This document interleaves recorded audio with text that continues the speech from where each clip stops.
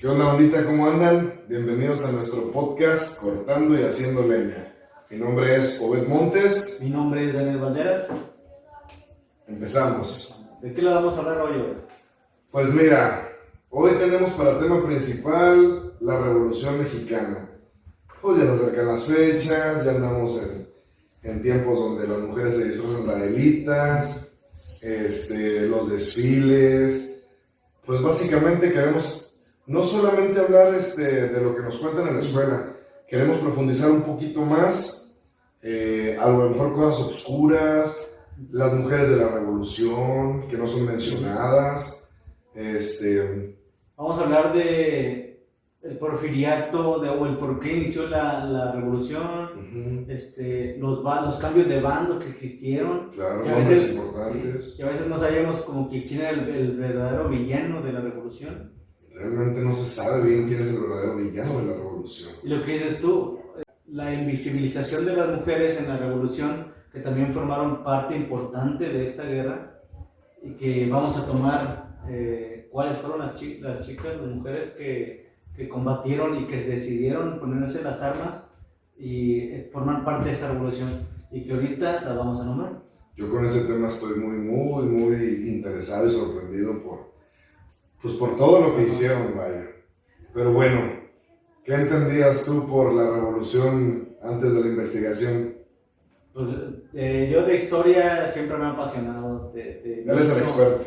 Desde niño siempre la historia me ha llamado la atención. No sé, como que reflexionando y siempre decía, fue algo que pasó. De hecho, ahorita que lo tomemos y lo profundicemos sobre la revolución, hay una frase que se decía que quien no conoce su historia está condenado a repetirla. Sí.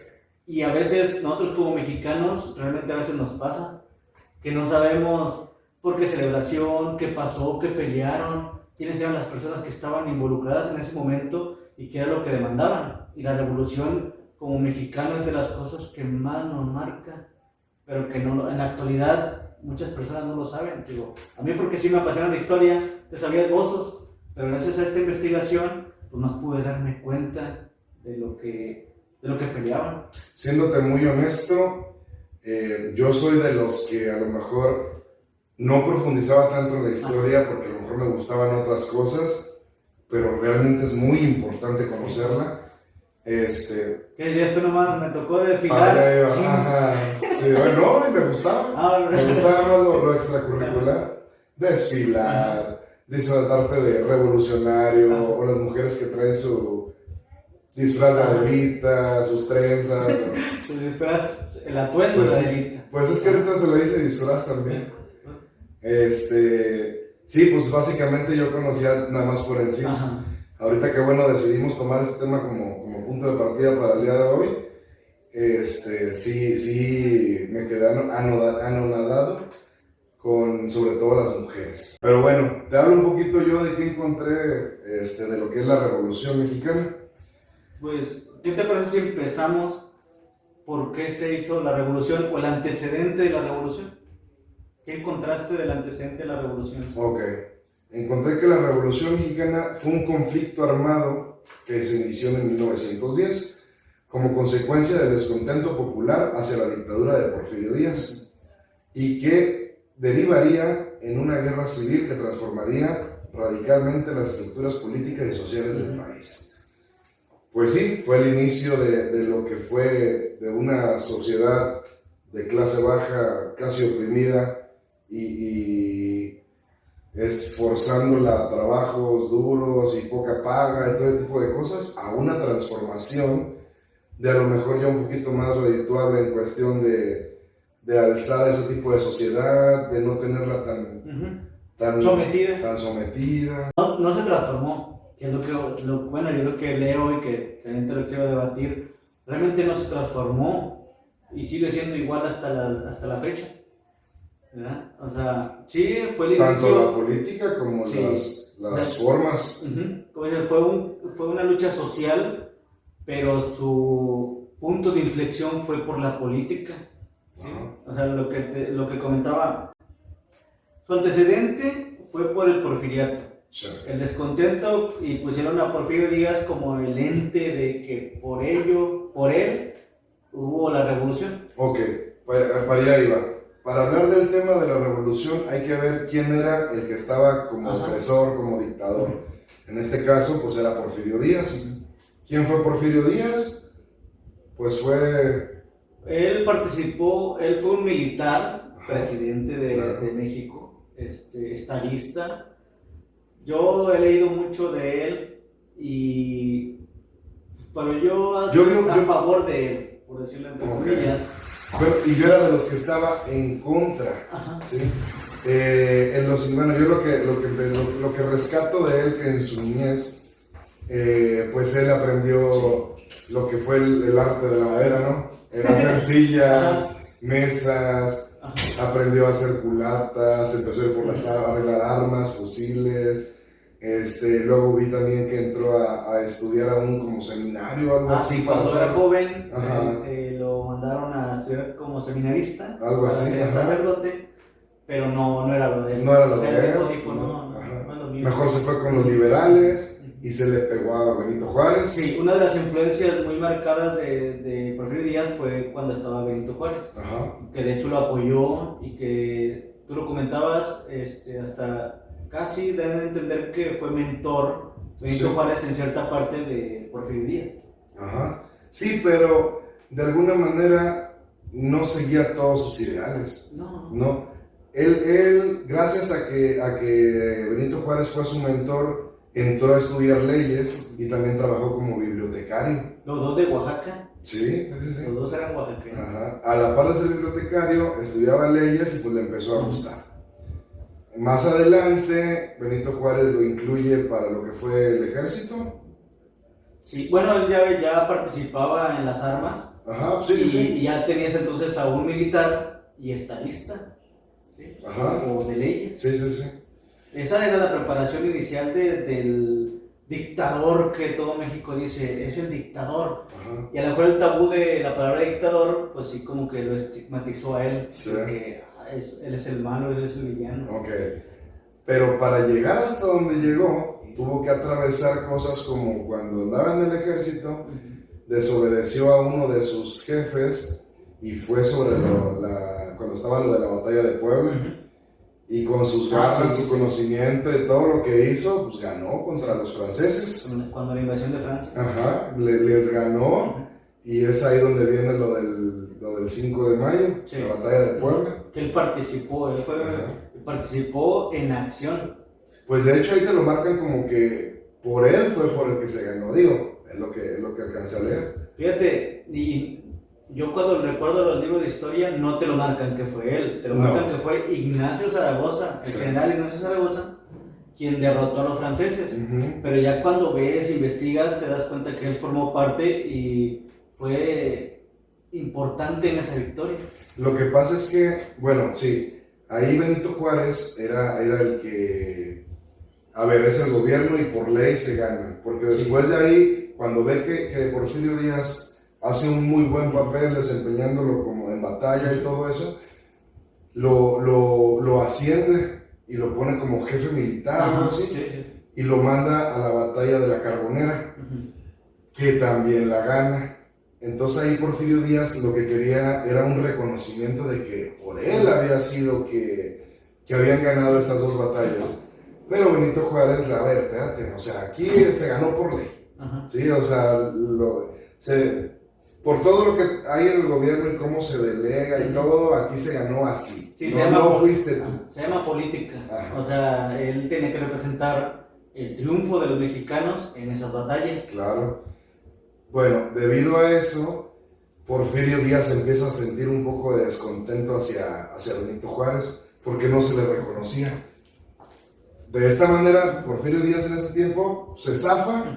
Él se descontenta con los ideales de Benito Juárez y se da cuenta que no son iguales a los que él tiene.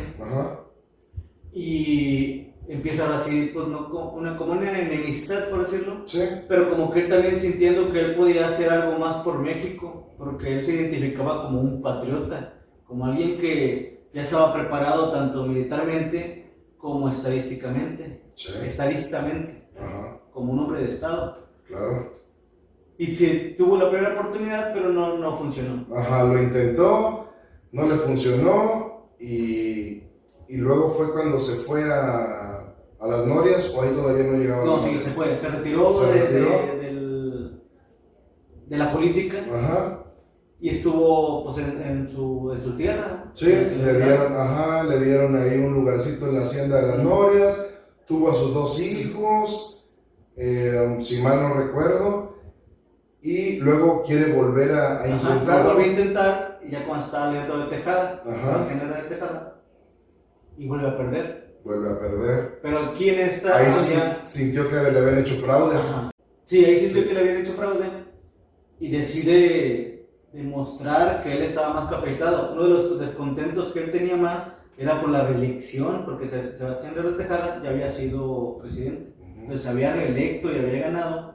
Entonces sintió que él lo había vencido, y ahora sí se vuelve a levantar en armas con el plan de Tuxtepec. No, empieza con el plan de las Norias y que no le funcionó. No, ahí ya... ok. Ya yo iba para 1836. El experto eres tú. Sí, ya 1836, cuando ahora sí él se queda como presidente de México.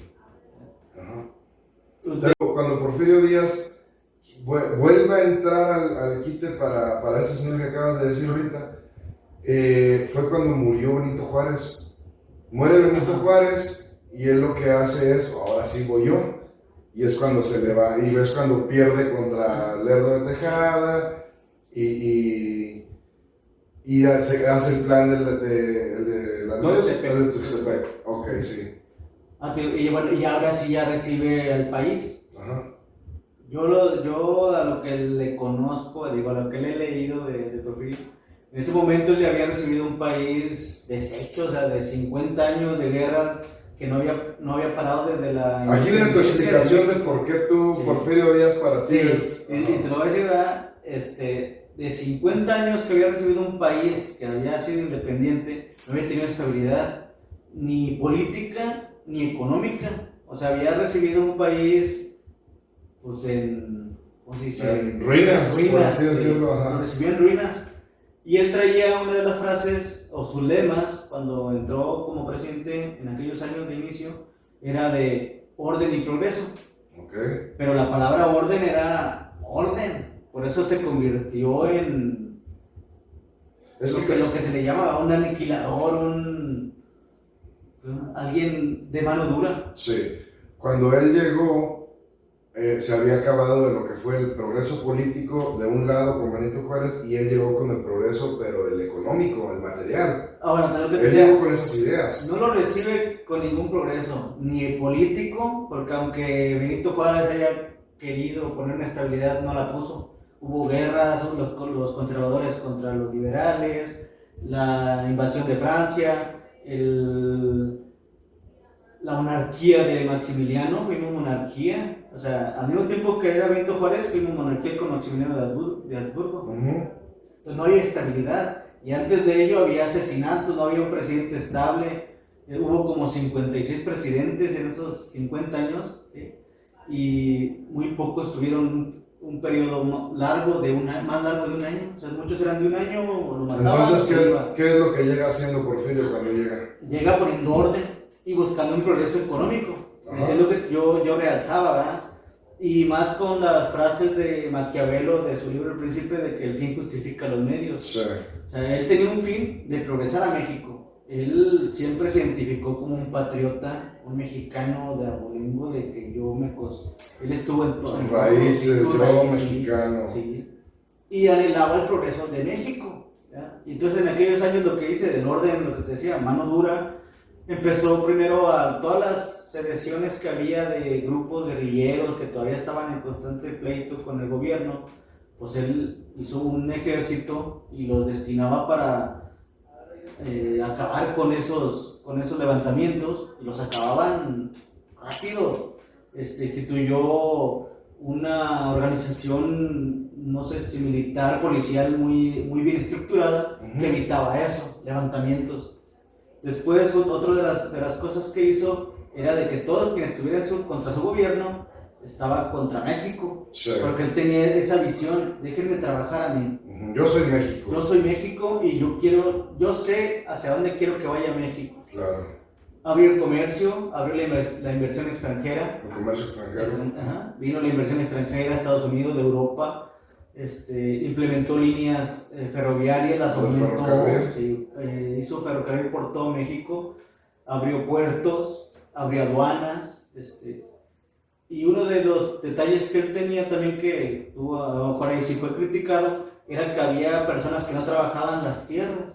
Ajá, Entonces, sí. al no trabajar tierras, no hay progreso, entonces se las quitaba a los campesinos, que fue uno de los descontentos ya posteriores, pero en ese inicio, pues, se las quitaba y empezaban a producir. Pero lo hacía porque los mismos propietarios ni las trabajaban, ni las hacían, nada más las tenían ahí. Entonces, ¿qué hacía él? Se las quitaba y ponerlas a ganar.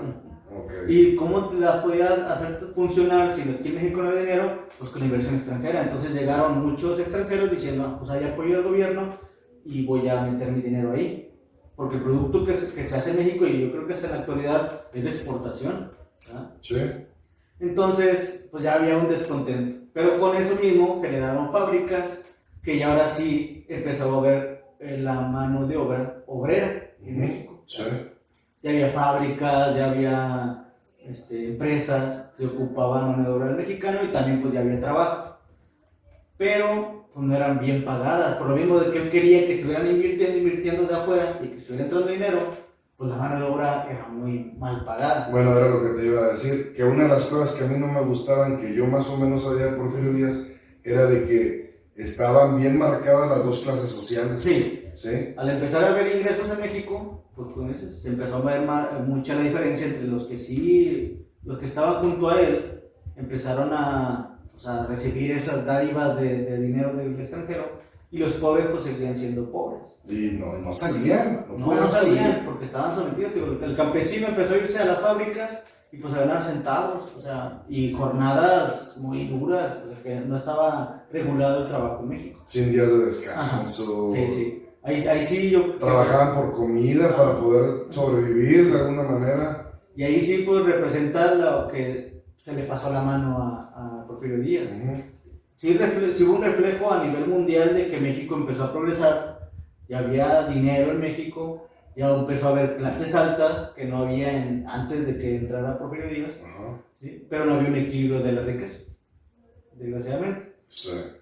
Otra de las cosas que él también implementaba, que bueno, también en sus años no hubo una revuelta antes, porque a pesar de las condiciones que estamos hablando que se empezaron a generar, fue porque los saqueos y el robo al civil, al ciudadano, él también con su policía, pues los evitaba. De hecho, fue el que implementó la ley fuga, donde si agarraban a un criminal en infraganti y él huía, la policía tenía el derecho de dispararle por la espalda y matarlo, ¿verdad?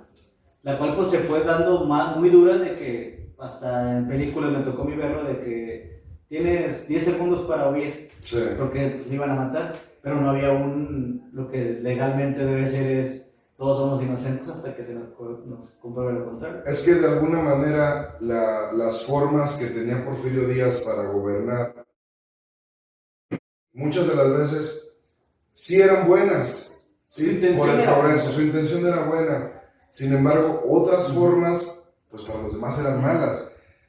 Tanto estaba tan marcada la dictadura de Porfirio Díaz, que hasta nuestros días, nuestros papás llegaron a educarnos casi como, con mano dura. Un dictador, sí, Ajá, sí, puedes decirte como joven, oye, yo no tengo libertades porque mis padres me prohíben todo. Tampoco éramos como que la clase baja en la familia. como hijos, sí, ¿verdad?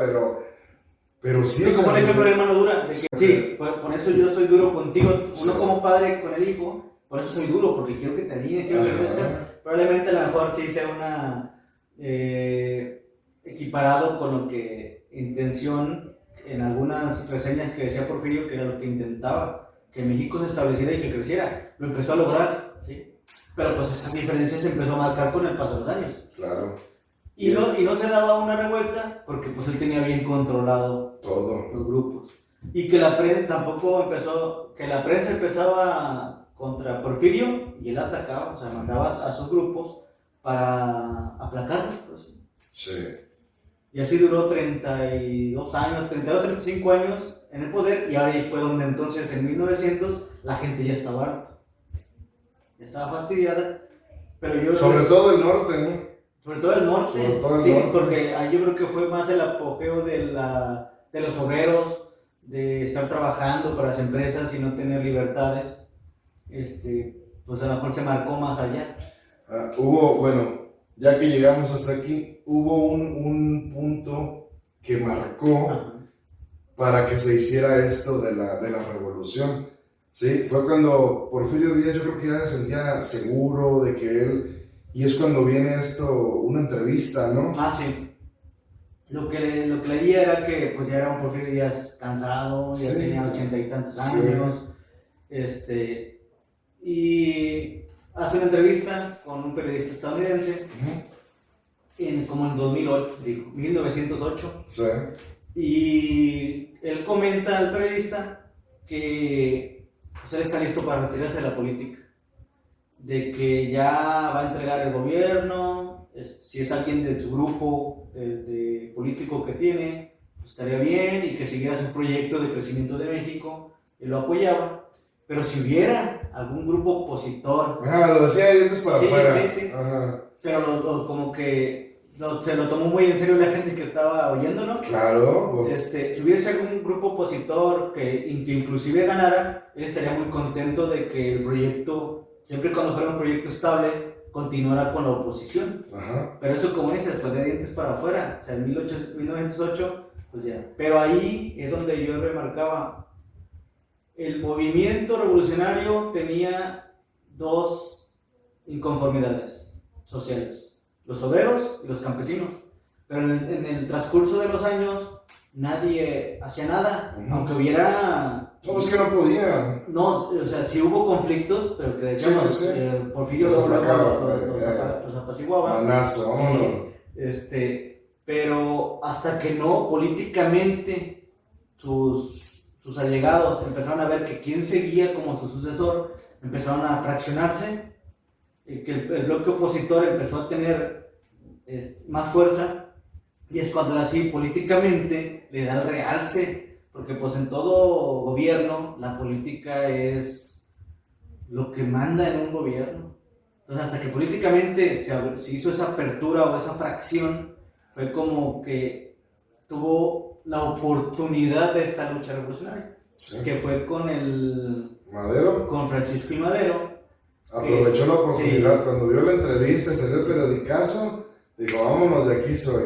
Ahora, la estrategia del ataque de Madero hacia, o sea, políticamente, ¿cuál fue la que utilizó? Pues a toda la clase opresora, a toda la clase oprimida. Sí. Pues la política sigue usando a las personas oprimidas para poder combatir y poder ganar. Y poder sigue siendo lo mismo. Sí, o sea, por eso te digo, quien no conoce su historia está condenado a repetirla. O sea, en cualquier época que estés hablando vas a hablar de que la política se va a tomar... ¿Los más necesitados? Sí, de los más necesitados. Siempre son los que te van al triunfo. Y aquí era más fuerte, porque bueno, primero se hablaba de elecciones, y por eso Francisco y Madero hizo el partido antirreeleccionista, que era nuevo, tomando fuerza con ellos, con el descontento de la población, a que votaran por él. Bueno, cuando Porfirio Díaz dice esto y sale todo y se empieza, todavía cuando sale lo del partido que me dijiste y el señor Madero empieza a levantarse, a alzar la voz, empieza a moverse, todavía no lo sentía tan como competencia, amenaza. Como amenaza. De alguna manera él decía, no, yo voy a seguir. Sí, y por eso decide reelegirse. No cumplió lo que dijo en la entrevista. Él decidió reelegirse y ahora sí iba contra Madero en las elecciones. Sí, porque ya vio que Madero empezó a agarrar fuerza con toda lo que hablábamos de los obreros, los campesinos. Les empezó a prometer cosas y pues todos, sí, pues vamos. ¿Qué hace Porfirio Díaz? Bueno, fue lo que... Sí, le pongo una denuncia, le pongo un delito, me lo invento, porque realmente le habían hecho varias acusaciones, pero ninguna fue fuerte, ¿verdad? Ninguna se consolidó. Y al final tuvo que inventarse de que le estaba diciendo... atacando al gobierno. Sí, atacando al presidente. Fue el delito que cometió Sí. Francisco Madero. Ataques directos al presidente de la República. Oye, pero ¿cómo es lo que dices tú de lo de la frase del que no conoce su historia? Porque ahorita es lo mismo. Les buscan cosas antes de que ya vaya a ser lo de las elecciones para... No hay libertad de prensa, pero ataco a los que no piensan como yo. Sí. O sea, ahorita, gracias a Dios, pues hay libertad de prensa, que es aceptable, pero ataco a los que no están pensando como yo. La diferencia de Porfirio, que sí era muy contra ella. Claro. Ahí sí él era... Sí, pero es que él era todo, era el máximo, tenía toda la cámara de diputados, el Congreso, todo era de él. Sí. Sí, ¿quién le hacía algo? Y, por ejemplo, en aquellos años, ahorita que hablamos de periodismo, resaltaban mucho los hermanos Cerdán, que eran eran de Puebla, eran unos poblanos, que siempre estuvieron criticando su gobierno, diciendo que por qué se reelegían, y aunque los atacaran, ellos seguían avantes por lo que querían hacer. Y publicando para incitar al pueblo a levantarse, a que ya estábamos cansados de cómo nos trataba Porfirio en sus últimos años, ¿verdad? Bueno, cuando meten a la cárcel al señor vienen las elecciones y pues obviamente, pues como no hay candidato porque está en la cárcel, pues gana Porfirio Díaz. Gana Porfirio Díaz, ¿y qué pasa con el señor Madero? Madero paga su fianza, lo habían mandado a San Luis Potosí, paga su fianza y de allí, mientras estuvo en la cárcel, pues fue refinando una de las cosas que siempre se hizo en México, que se le llamaba plan. Un plan era un manifiesto que hacía un líder con su intención de por qué estaba haciendo esa declaración. Entonces él hace su plan de San Luis, se va a Estados Unidos. El famoso plan de San Luis. Y ahí convoca a toda la población a que se levante en armas. Él lo publicó el 15 de octubre de 1910, solicitando que toda la población que estuviera desconforme con el gobierno de Porfirio Díaz se levantara en armas para vencerlo y quedara ahora sí otro gobierno, pero que fuera con sufragio efectivo, no reelección, y poder tener elecciones limpias. La democracia. La democracia por encima de todo. Y lo avienta. Entonces muchos de los campesinos, de los obreros, y en este caso ahí sobresalen dos líderes que estaban preparándose para esa batalla. Uno de ellos era Francisco Villa y el otro es Emiliano Zapata. Los secundan en ese movimiento. El movimiento estaba preparado para el 20 de noviembre, pero lo que te comentaba de los hermanos Cerdán en Puebla empezó antes, en cuestión de la revolución, empezó en el 18 de noviembre, cuando el gobierno de Puebla mandó atacar en la ubicación donde estaban los hermanos Cerdán, y ellos se empiezan a defender, y ellos empiezan ese movimiento en Puebla, revolucionario, perdón, y el 20, ahora sí, todos los demás, todo el pueblo mexicano, y en especial el norte, se levantan en armas y empiezan a combatir al ejército de Porfirio Díaz, el ejército nacional. Algo ahí que leí de por qué se hizo el 20 de noviembre. Bueno, porque buscaban que fuera antes de que volviera a tomar la presidencia Porfirio Díaz. Sí. En este caso, 10 días antes, por eso se hizo el 20 de noviembre. Para que no alcanzara a sentarse y otra vez tener toda su merced. O sea, como él ya su nuevo mandato empezaba el 1 de diciembre, por eso él dijo 10 días antes que empiece la revolución. Y ya entonces regresa Madero, empiezan las guerras. Se viene desde el norte. Desde el norte. Tamaulipas, Ciudad Juárez, Chihuahua, Coahuila, todo. Pero una de las batallas que más causó impacto fue la que tuvo Villa y Pascual Orozco, que fue otro revolucionario, en el norte, en Chihuahua, la toma de Ciudad Juárez. Yo creo que ni se conoce. ¿Tú conoces la toma de Ciudad Juárez? No. A mí me tocó ir una vez a Ciudad Juárez. Yo no sé los desfiles. Y hay un museo en Ciudad Juárez dedicado 100% a la revolución. Esa toma de Juárez fue una invasión que hizo Villa con Orozco. Vencen a la ciudad de Juárez, más a las otras guerrillas que tenían Cateo, Emiliano Zapata, en el centro de México. Y al tomar Juárez y ya ahora sí posesionarse como revolucionarios, es cuando Porfirio Díaz dice, ya, hasta aquí hasta aquí llegué. llegué, ya no puedo seguir combatiendo, firma los tratados y se queda como para elecciones nuevas para poder elegir a Francisco I. Madero. Entonces ya Porfirio Díaz dice, ¿sabes qué? Pues yo me voy al exilio porque pues, lo estaban persiguiendo. Y un militar que él tenía, que era un porfirista de Hueso Colorado, era Victoriano Huerta. Victoriano Huerta lo agarra, lo acompaña hasta el puerto de Veracruz para que tomara el barco de Ipiringa, se llama. Para irse a Francia. Para irse a Francia, para huir, y huye a París. De Porfirio Díaz, pues antes de irse le agradece a Veracruz su hospitalidad, lo trataron muy bien y que él siempre quiso lo mejor para México. Y se va para el exilio. Llorando. Una de las frases era que cuando él llega, cuando él parte, sufre mucho por su México, por el México que él siempre quiso verlo progresar. Sí, su forma de hacerlo pues, fue muy dura, pero él siempre marcando que su intención fue la mejor para México. Y te dan a entender que fue el único presidente que lloró y sufrió, porque no solamente fue el presidente, lo que decíamos, fue alguien que luchó, alguien que se transformó, un mexicano que pudo seguir adelante, pero siempre buscando el crecimiento de todos.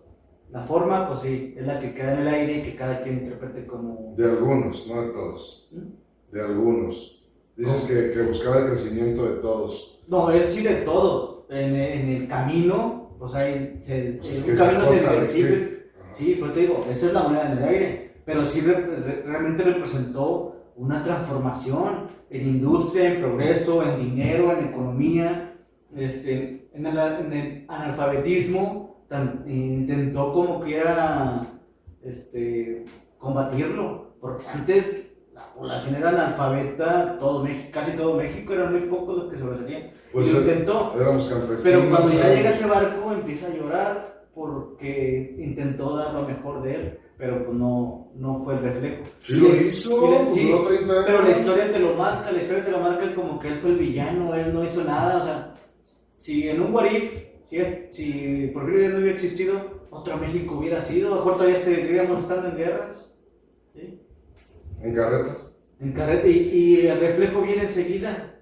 Cuando él se va, ocurre 6 meses después de la revolución, 6 meses después de que se levantaron en armas.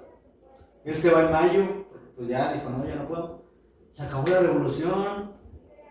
O sea, todo lo que habían combatido, todo que se unió a Emiliano Zapata, Francisco Villa, Orozco y otros generales allí, ya se había acabado, ya habían logrado su objetivo. ¿Y ahora? En 6 meses. ¿Y qué pasó? ¿Por qué la guerra de revolución duró 10 años? Pues, de alguna manera no les sirvió a los demás, los que seguían. No, es lo que te explicaba la otra vez. Entra Francisco I. Madero al gobierno, con tantas promesas que hizo, y dijo, yo voy a velar por los derechos de los campesinos, voy a velar por el derecho de los obreros, pero la única manera que tienes para velar por algo es la Constitución. Y cuando él entra al gobierno, lo único que cambia es la de no reelección, ¿sí? Que no se pueda reelegir, y es lo único que hace. Entonces inmediatamente Francisco Villa, Emiliano Zapata, que no fueron respetados, y el que más se marcó en ese momento fue Emiliano Zapata. Emiliano Zapata, que era conocido como el caudillo del sur, un héroe no solo mexicano, yo creo que hasta en México infravalorado, porque tú lo ves como un héroe de la calle Zapata o la colonia Zapata, pero ¿qué hizo? En ese momento hizo el Plan de Ayala. El Plan de Ayala casi sentó las bases de lo que es la reforma agraria. Lo que ahorita pudieran decir que tienen derechos los campesinos, los ejidatarios, es por ese plan que elaboró él con sus compañeros, donde pedía que las tierras fueran a beneficio de los campesinos. Lo que Francisco Madero le había prometido, y dijo, no, si no me cumples, voy a levantar en armas. porque tengo toda mi gente que me apoya y que yo sigo creyendo en eso, porque ahí es donde sale su lema, porque la tierra es de quien las trabaja. O sea, te defendimos, corrimos al presidente y no fuiste capaz en 2 años que estuviste de gobierno arreglarme mi problema, porque los hacendados seguían siendo dueños de las tierras, no inmediatamente se les dieron a los campesinos. Entonces él se levanta en armas. Villa, acá igual con los campesinos del norte y con los obreros del norte, que tampoco habían tenido un cambio en cómo en sus jornadas laborales, en su forma de trabajo. Todo seguía igual. Todo seguía igual. Lo único que había cambiado era no es que no supo qué hacer. Sí, le quedó grande es como cuando un perro corretea un carro y luego lo agarra y no sabe qué hacer. Ya agarra la llanta, no, como dicen, ya estando ahí, ya ponte los zapatos de alguien y cambia el país. O sea, resultó que no era tan fácil como él creía. Ajá. Él pensó que nada más políticamente era cambio la de no reelección, que era su punto de vista como político, de que era la falla en el gobierno. Sí. Y realmente no. Era lo que vendía con esta, vamos. Y como dices tú, son las promesas que hizo, en el plan de San Luis, de que voy a arreglar el problema de los campesinos, y no lo arregla y se levantan. Entonces ahora sí, ¿qué hace Madero? No, pues ya cuando Madero se había corrado... Ahí fue un golpe de estado ahora, o fue otra revolución, ¿o qué? Sí, ahí fue el golpe de estado, pero que presidió siguiendo las malas decisiones de Francisco y Madero. Ajá. Ya ve que Villa viene al ataque, ya ve que Emiliano Zapata está levantado en revolución todavía, y designa a Victoriano Huerta como su general para combatir esas insurrecciones. Y Victoriano sí manda a sus ejércitos y empieza a vencer a Villa, vence una que otra batalla acá en el sur con Emiliano, pero de repente su ambición, lo que te decía, fue el que llegó a Porfirio, era un porfirista, era alguien que deseaba el poder, estaba enfermo de poder, ebrio de poder, y siendo el general del ejército, hace el único golpe de estado que ha existido en México. El ejército se levanta en armas y ataca la presidencia de la República. Y eso se le llama la decena trágica. Cuando ya él decide, ¿sabes qué? No, yo no voy a combatir a las insurrecciones, voy a apoderarme del país. Va a hacerse la decena trágica en febrero, ataca la presidencia y manda a fusilar a Francisco y Madero y a Pino Suárez. Pero esto con el apoyo de un senador de Estados Unidos llamado Henry Wilson. Y entonces el que le pasaba todas las armas, dinero. Sí, una revolución es dinero, o sea, cualquier guerra es dinero, alguien está financiando. Sí, claro. Entonces, Estados Unidos, pues dice, no, pues mejor a Victoriano Huerta. Vamos a apoyar a Victoriano Huerta. Firman en la embajada de Estados Unidos, firman el pacto donde vencen a Francisco Madero y va a quedar como presidente de la República Victoriano Huerta. Con una transición, con un presidente interino, pero quedando él. Se fue Porfirio Díaz y empezó traición tras traición, tras... Donde no sabían qué hacer, se volvieron locos porque se fue mamá, nos quedamos solos. Sí. Haz de cuenta que es independencia 2.0. Ándale. Así como pasó de la independencia que alguien quedó y empezaron a matarse, aquí Victoriano Huerta mató a Francisco y Madero y se queda con el poder como presidente de la República. Pero él sí como un dictador. Ahora sí, él sí, porque él sí traía todas las enseñanzas de Porfirio Díaz, más el hambre que él tenía de poder. Y era tan dictador y tan, ¿cómo decir? Tan villano que fue apodado el Chacal. O sea, era de los que llegaban, atacaban y barrían. Era el Chacal. Victoriano Huerta, alias del Chacal. Entonces, ahí es cuando ahora sí surge la figura de Venustiano Carranza. Cuando Venustiano Carranza ve que la manera en que él tomó el poder y que está haciendo del país nada, o sea, ni progreso, ni nada, se levanta en armas con otro plan. Y a este plan se le llama el Plan de Guadalupe, donde él desconoce el famoso plan de Guadalupe. Ya tenemos el Plan de Ayala, donde Emiliano Zapata sigue diciendo que háganme caso o háganme una solución a nuestros problemas y de mi gente. Sí.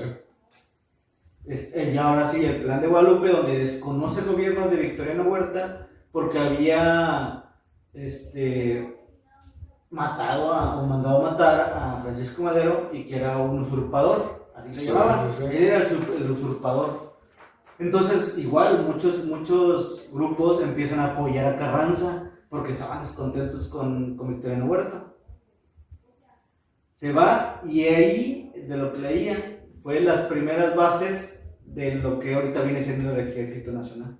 Pero él le hizo llamar Ejército Constitucionalista, porque estaban a favor de un cambio radical, pero a la Constitución, como diciendo, le voy a dar yo solución a lo que dice Zapata, a lo que dice Villa.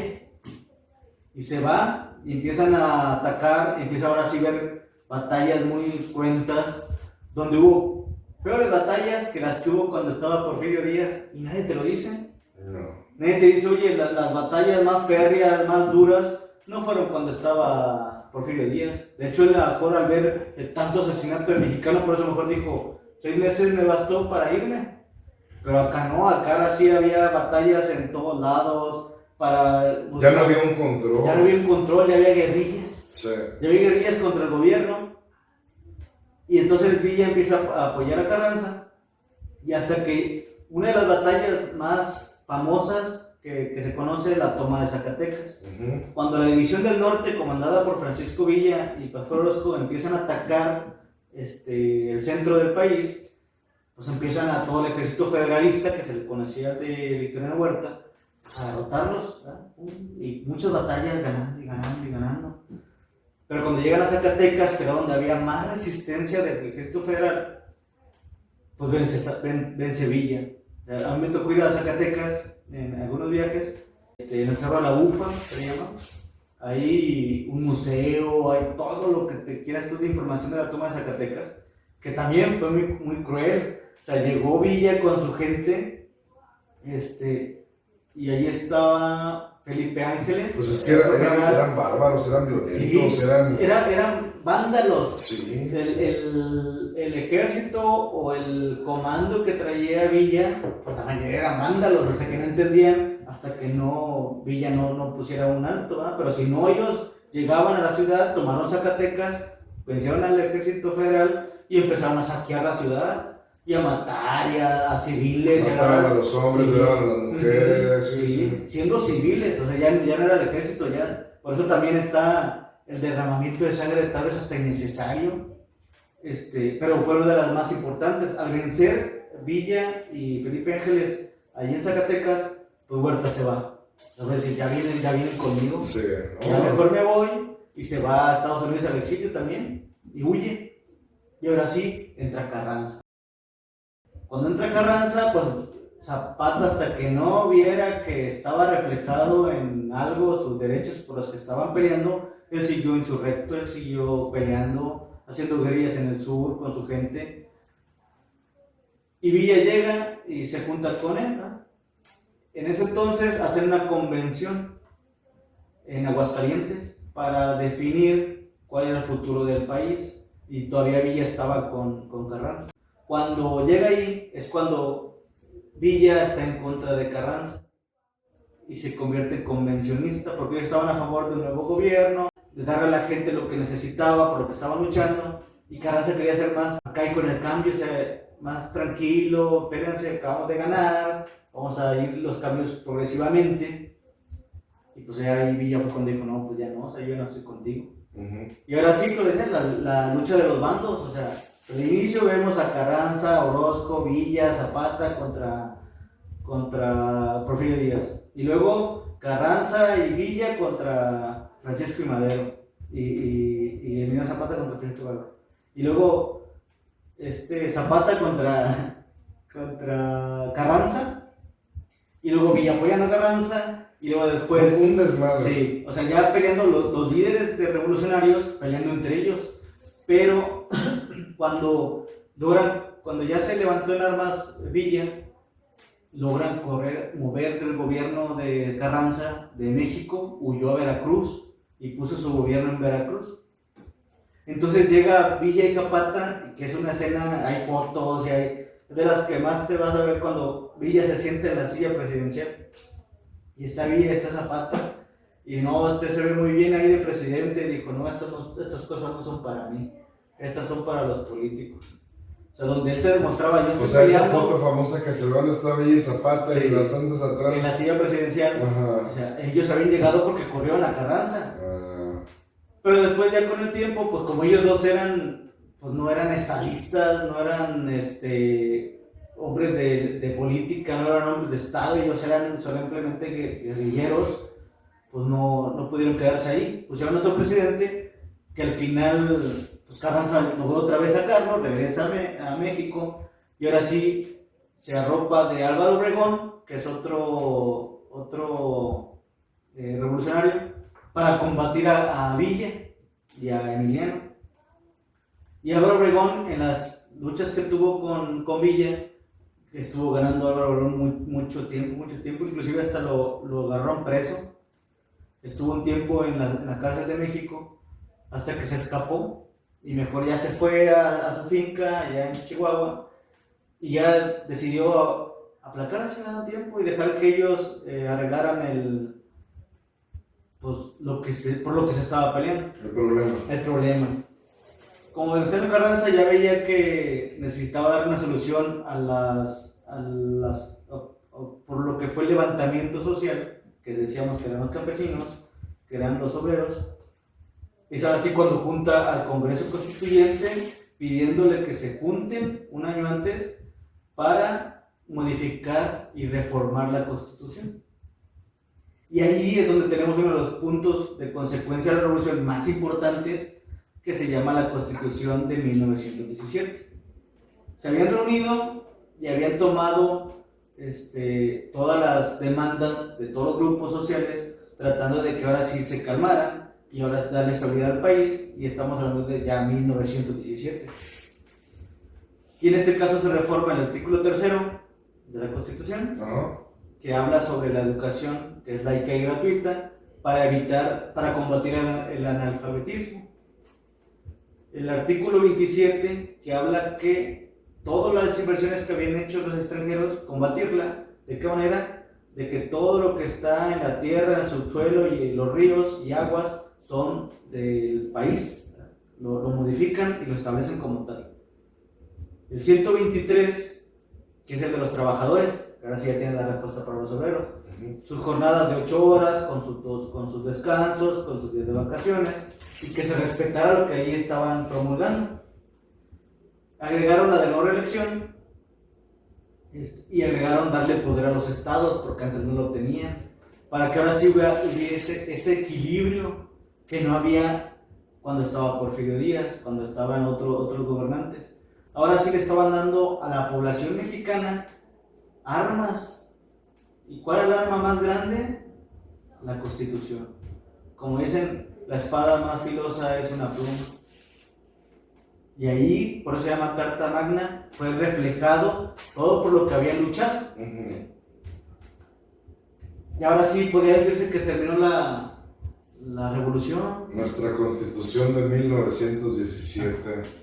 Ahí ya podría decir, ¿sabes qué? Ya terminó la revolución, ya ganamos todos, ya todas las muertes que hubo, ya tuvieron su justificación, ya tuvieron su razón de ser. Pero no quedó ahí. Cuando Carranza se dio cuenta que todavía Zapata estaba levantado en armas, pues en el 1919 lo mandó a matar. Lo mandó a matar en la celda de Chinameca, y ya con eso se terminó un problema que él tenía. Ya Villa y él ya estaba arraigado en su hacienda, con sus compañeros, con sus mujeres, porque es como eso de que Pancho Villa y sus dos hijas de la Villa, pues porque era retrato de mujeriego, pero él ya estaba en su hacienda. Entonces no había tanto problema con la insurrección que tuviera Villa. Zapata no, porque no quiso entregar armas, entonces Venustiano dijo, no, ¿sabes qué? Me va a atacar, entonces mejor pues, lo acabo. Oye, ¿y era cierto eso de Villa, que tenía mujeres en cada ciudad donde iba, o qué era? ¿Cada poblado? Sí, de hecho se les llegó a contar hasta 75 mujeres, de las cuales 23 fueron esposas que él firmó, o sea, se casó con 23 personas, que él sabe la evidencia de que tuvo como 26 hijos. A la madre. Entonces, por ahí podría ser hay muchos Villas, sí, hay muchos parientes. lo que tuvo la revolución y lo que te decía también, la historia siempre la cuenta el vencedor. En esos tiempos a Villa lo manejaban como un ladrón, un usurero, un asesino. Y entonces cualquier relación que tuviera cualquier descendiente de Villa, pues ya como se había estabilizado el gobierno, pues era mal visto. Y más cuando lo asesinaron, que te digo, para allá iba de quién lo había asesinado. Oye, pero revolución. en un tiempo lo llamaron el Robin Hood mexicano, ¿no? Sí, antes de que se levantaran armas con Francisco y Madero, pues le había pedido a Villa, porque ya era reconocido como alguien que peleaba por los pobres, digo, contra los ricos, para dar a los pobres, y equilibraba ese ambiente de clase alta, clase pobre, donde pues tenía esa fama, entonces por eso era muy seguido. Pero cuando ya la revolución ya estaba Carranza, empezó a señalarlos como los villanos. Inclusive también cuando Álvaro Obregón, como tuvo unas contra él, pues era marcado como el villano de la revolución. Por eso sus descendencias no eran tan señaladas. Se dice que llegó a tener 26 hijos, pero en la actualidad quién sabe dónde estén. Sí, sí, sí. O a lo mejor se habían cambiado su nombre por represalias. Sí. Pues es que en esos tiempos, o sea, era acabar con todo, ¿no? O sea, había todos sus descendientes, vámonos. Sí. Entonces, ya Carranza manda a matar a Zapata, queda ahí y queda como reflejo de la Constitución, de la pelea, la Constitución de 1917. Y una de las cosas que yo resaltaba y que te digo, no conocemos y que tenemos que estar orgullosos de ello, fue la primera expresión de derechos sociales en el mundo. ¿Y dónde fue? En México. Y te aseguro que en otros países del mundo voltean y ven que esta revolución que se luchó con los mexicanos y que dieron su sangre, derramaron su sangre y pelearon por ella, en otros países la ven como un triunfo de los derechos sociales. Pero aquí, ¿tú cuándo has sentido que vas a la escuela gracias a esas personas que pelearon, que se levantaron, que tuvieron la fuerza de pelear contra un gobierno y no solamente estar en la casa rascándose la panza o pensando que todo es bien fácil o que la culpa es del gobierno? Pues es que no lo notas porque de alguna manera creces con eso, ¿no? Hay que ir a la escuela, hay que estar así. Ya más grande es cuando te empiezan a interesar esas cosas, de cómo, por qué, de dónde viene. Oye, y luego, ya que lo investigas te das cuenta que no está tan lejos, apenas son 100 años de que pasó esto, o sea, de que hubo como que un nivel... 112 años que van a pasar. Sí, o sea, es como el cambio ese que hubo antes, que era campesinos, sí. Eran, o sea, caballos, no había una evolución de un sistema en la sociedad que nos definiera como una civilización de perdido de un segundo mundo, no sé, o sea... Sí, por ejemplo, todavía no acabamos la historia de la revolución, lo que te decía, Carranza terminó matando a Zapata por medio de la insurrección, sale la Constitución y fue bien aceptada por todo el país, pero Carranza seguía con su ideal de que políticamente podía reelegirse o tener a alguien de su mano derecha como el sucesor y el que pueda seguir moviendo. Y ahora sí como que se dio a entender de que él ya buscaba sus beneficios políticamente, o sea, políticamente él ya metió la Constitución, pero él iba a seguir siendo el dueño del país.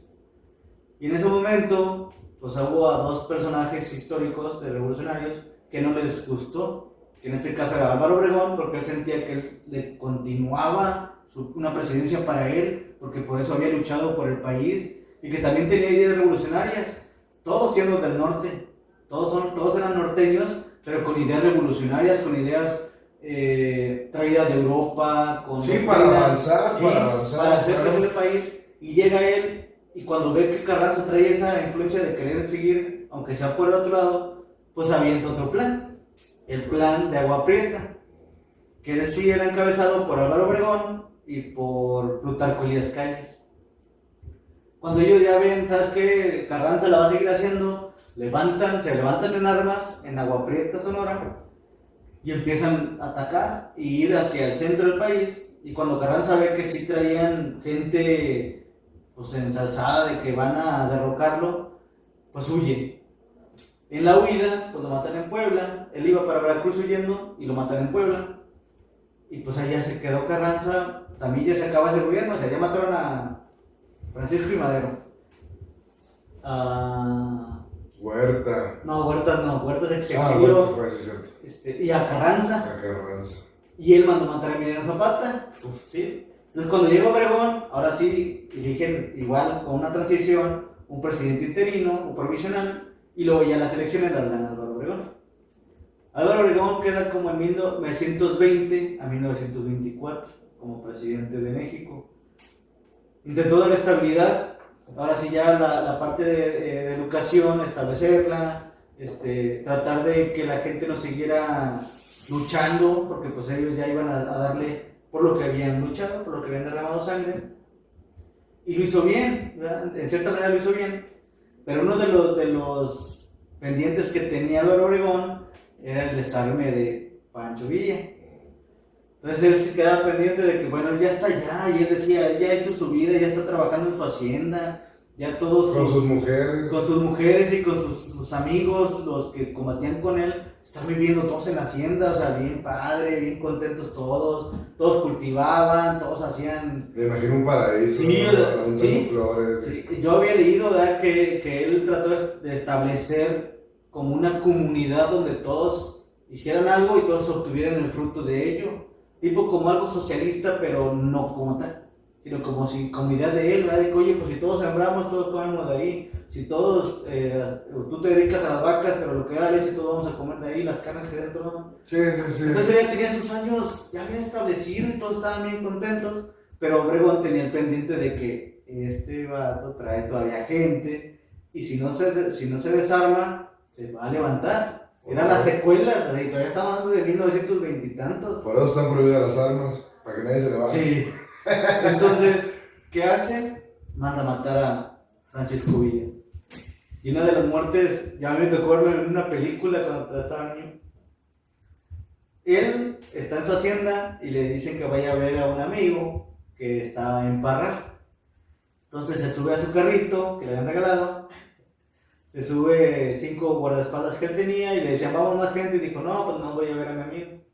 Y se va rumbo a Parral en su carrito. Y en Parral hay una escuadra antes de entrar a la ciudad, donde tú vas en el camino y de repente tienes que forzosamente hacer esa escuadra y quedas expuesto, ¿verdad? Pues el único ataque es ese. Entonces ahí lo estaban esperando los asesinos. Entonces cuando él llega, da la vuelta y es acribillado.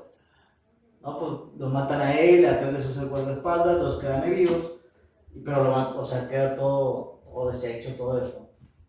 Y así fue como Obregón dijo, ya con eso me quité el problema de Pancho Villa. Hasta ahí quedó la revolución. Yo había escuchado también de historias de Pancho Villa donde él ya sabía que iban por él y que él mandó a otro como que un doble. Él ni siquiera iba en el carrito. O sea, que realmente a él no lo mataron. Lo mismo decían de Emiliano Zapata, el que mataron fue un familiar de él que se parecía bastante. Y que él realmente huyó del país y se fue a otro lado. Sí. No sí, sé. Porque eran caudillos muy inteligentes, muy... Sí, pues Villa, lo que a lo mejor no ahondábamos a eso, porque pues si no nos vamos a ir por ese lado, pero Villa tiene muchas historias, una de ellas... ¿Cuál? No, yo lo que decía que... caballo? La del caballo con las espuelas. Con las espuelas. Una de las cosas que él tenía como técnica era que le volteaba las espuelas al caballo para que no supiera hacia dónde iba. Inclusive, pues ha sido alguien que atacó a Estados Unidos y ha sido el único mexicano que venció en Estados Unidos, en el Álamo, Texas, y pues el pueblo lo deshicieron, por decirlo así, y eso le quedó como que pendiente a Estados Unidos, y que dicen que también pues ellos apoyaron que Álvaro Obregón pues, matara a Villa. A Villa.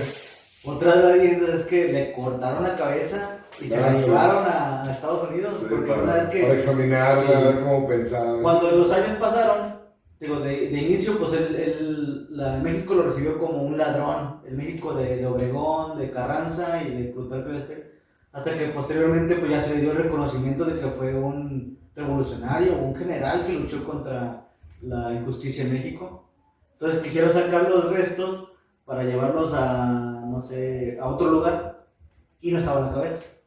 Y dicen que hasta en Harvard probablemente esté. Bueno, era un clásico, ¿no? De Estados Unidos, que personas con mentes brillantes, Oye, la cabeza, échamela porque quiero ver. el cerebro creo como bien. Hasta Einstein le tocó eso. Bueno, sí, ahí no se acabó la revolución. Ahí no se acabó, o sea, muchos decíamos, no, podríamos decir que fue. De hecho, muchos creíamos que nomás era hasta Francisco y Madero, pero toda esta historia que estamos desarrollando, pues ya entraron otros. Pues tú, porque otros tú eres el bueno. protagonistas. Ya entraron otros protagonistas, ¿verdad? Digo, ya Victoriano Huerta. Y después te lo decían que apoyó a Francisco Madero, después no te mencionan bien claro cuando lo traiciona, cuando se traicionaron entre ellos, que Carranza mató a Zapata, o sea, oye, pues no eran amigos. Yo de niño pensaba, pues no que eran amigos, entonces se apoyaban porque se estaban matando. Pero ahí, cuando ya Obregón queda en ese tiempo, su ciclo, como tenían el favoritismo en el Congreso, lo que pasa cuando no equilibras el poder, él mandó cambiar la ley, otra vez, la Constitución, para reelección de presidente de la República, pero no en un año consecutivo, sino que en otro año posterior. O sea, puedo reelegirme ahorita, no en este proceso inmediato, pero sí en el siguiente. Entonces, cuando él se intenta reelegir en el siguiente, pues ahí es cuando ahora sí Plutarco Elías Calles, y digo, esos son lo que dice ahí, pero que no está bien cimentado. No habrá evidencias, sí, lo mismo que decimos, ¿verdad? Lo mandó matar a Zapata, fue Carranza, pero pues no vimos a Carranza ahí, pero es lo que dicen ahí. Acá cuando Obregón se reelige y gana, Plutarco Elías Calles no estaba conforme, y a Álvaro Obregón lo mata en la Ciudad de México, a balazos, alguien directamente, un atentado, y lo mata, y ahora sí queda como presidente de la República Plutarco Elías Calles, otro sonorense, que ahora sí en ese momento la historia te dice que con él terminó la revolución. Y ahora sí él instauró lo que se le conoce como el maximato. Él llegó, y si Álvaro Obregón ya tenía más estabilizado el país, pues él sí le dijo, institucionalicemos el país, y hizo la Banca de México para que hubiera dinero fluyendo y ya no hubiera tanta crisis económica, abrió instituciones, apoyó la educación, pero ahora sí no nada más con el artículo, sino fomentándola, sino mostrándola, que fueran los niños a estudiar, porque eso iba a generarse el progreso para el país. Y a partir de ahí, pues ya México fue diferente. A su mandato se le conoce el maximato, porque cuando él quedó su periodo, eligió a otro presidente, pero era él el que tomaba las decisiones. Como Salinas. Como Salinas. Con todo lo que. Yo en la época actual no te manejo, pero la historia aquí sí dice que. No, yo por la serie, no, yo aquí porque la historia sí te dice que, y de hecho por eso se le llama maximato, sí se le conoce como a su periodo así. Y ahora sí, pues ya hubo el México moderno. Después de él se inició el México moderno, el México que conocemos, que fue creciendo, y con eso ya la revolución había terminado. Con el derramamiento de sangre de todos los mexicanos, y ahora sí que comentábamos de ciertos líderes, pero detrás de ellos había miles de mexicanos corriendo en caballo, con explosivos, con escopetas, mujeres, las mujeres que peleaban con Villa, llamadas Adelitas o llamadas soldaderas, que eran la soldado mujer, peleando en la batalla. Nomás conocemos a los hombres y a las mujeres como Adelitas. Pero todo eso que ellos derramaron la sangre ahorita para que tú puedas ir a votar, para que tú agarres tu boleta y digas, voy a ir a votar por tal partido. Ellos derramaron su sangre, ellos pelearon, ellos salieron al campo, salieron de la comodidad de su casa y de sus jacales o donde estén viviendo por sus derechos y por los derechos que ahorita tú gozas, ¿sí? Para que ahorita tú no te tengas que levantar en armas, te levantes en boletas. Porque por eso era el sufragio efectivo. Cada uno de los votos del mexicano tengan el poder, y tú lo sientes. Cuando agarras la boleta, ¿tú sientes ese poder? No. ¿Qué sientes? Que voy a elegir al siguiente que nos va a robar. que no vale la pena, cualquier cosa que ponga ahí es indiferente para lo que haga. No, claro que no. Claro que no, ya ahorita estamos en otros tiempos donde ya no porque te dan una despensa, porque te dan un billetito, ay, vota por este. No, yo creo que ahorita sí ya valoramos un poquito más que a quién vas a dejar en el poder. ¿Tú crees? Sí, Fíjate. definitivamente. A lo mejor hace 12 años, ¿no? Yo creo que las estadísticas no te lo marcan así, porque lo que ellos pelearon y lo que decíamos, Porfirio Díaz tenía el poder y él siendo que yo quiero hacer lo mejor para México, tenía el Congreso y él cambió cuantas leyes quiso a su modo, ¿sí? Para mejorar el país. Pero la gente se hartó y te daba a entender, esto que estoy peleando, esta revolución que hicimos todos los mexicanos, es para que el poder no se concentre en una sola persona, es para que haya diálogo, es para que si la cabeza es un partido, los demás sean los que equilibran, que el Congreso equilibre lo que diga una sola persona. No puede estar enfocado a que todo el poder va sobre una persona o sobre un grupo de personas que hagan lo que se les pegue la gana, porque hasta eso los derechos, gracias a Dios todavía, se valen. O sea, todavía el Congreso tiene voz y voto. Pero tú sigues votando por la misma voz que tienes arriba. No, sí tienes razón, son cosas que no todos sabemos. O sea, uno dice, ay, bueno, si voy a votar por tal partido, pues voto por todos los demás abajo igual para que se vaya por una línea. Pero no estás reflejándote que eso se hizo cuando estaba Porfirio Díaz. Pero es que no todos lo sabemos, ¿entiendes? O sea, tú sí, porque te gusta la historia, porque te gusta inmiscuirte la política, y los políticos también lo saben, la gente que le encanta la política, pero muchos no. Hasta que no te metes de lleno a estos temas y realmente ves la historia, cómo fue hecha, por ejemplo, ahorita yo, qué chingados voy a votar por los mismos, ¿sí? Para que tengan todo el poder, no puedes darle ya todo, o sea, como dijiste hace rato, no se le puede dar todo el poder a una misma persona porque... Por muy buenas intenciones que tenga. Yo te digo, Porfirio Díaz, como empezamos el tema, decíamos, él quiso lo mejor para el país y por eso a lo mejor tenía todo el apoyo. Sí. Pero, pues, pecó de duro, o sea, muchas cosas hizo mal, pero pues tenía todo el poder. Él designaba a los gobernadores, sabes que tú vas a ser el nuevo gobernador, y si no estás conmigo, entonces no vas a ser tú. ¿Quién está conmigo? Y era como las facciones funcionaban en aquel entonces. Y por eso una revolución. Lo que pasa es que, mira... Y ahorita no necesitas revolucionarte. A Porfirio Díaz le pasó lo que le dijo el Guasón a Harry Dent en la película de Batman. Que le dijo, ¿vives lo suficiente para volverte un villano o mueres siendo un héroe? Fue lo que le pasó a Porfirio Díaz.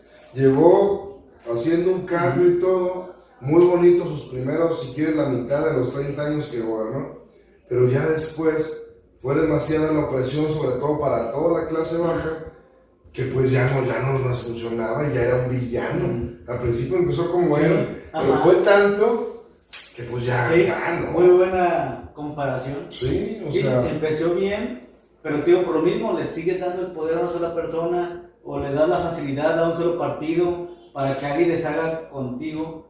Cuando no estás recordando que hubo mexicanos como nuestros tatarabuelos, los amigos de nuestros tatarabuelos, que lucharon, y lo que veíamos ahorita aquí, muchas de las batallas que más se reflejaron fue en el norte. Sí.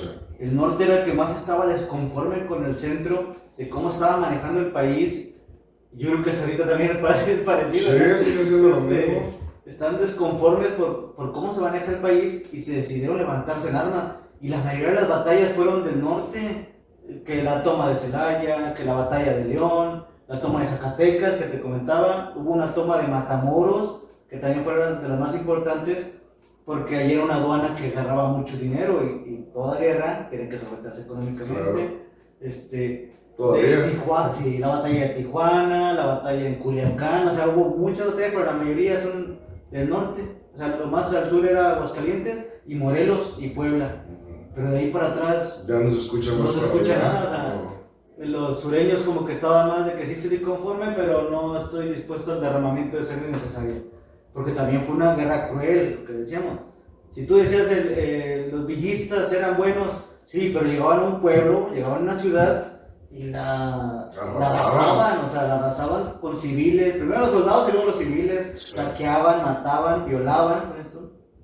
Entonces como que los del sur decían, no, pues yo no estoy dispuesto a pagar un precio tan alto por un cambio, pero pues estos vatos sí, con sus líderes, porque lo que te decía, lo que inspiró más este cambio fue la política, porque la desconformidad del campesino y del obrero ya estaba desde antes, desde 1900, 1890 yo creo, Sí. pero hasta que políticamente no entró Francisco Madero y la fracción que traicionó a los de Porfirio Díaz, hubo esa guerra.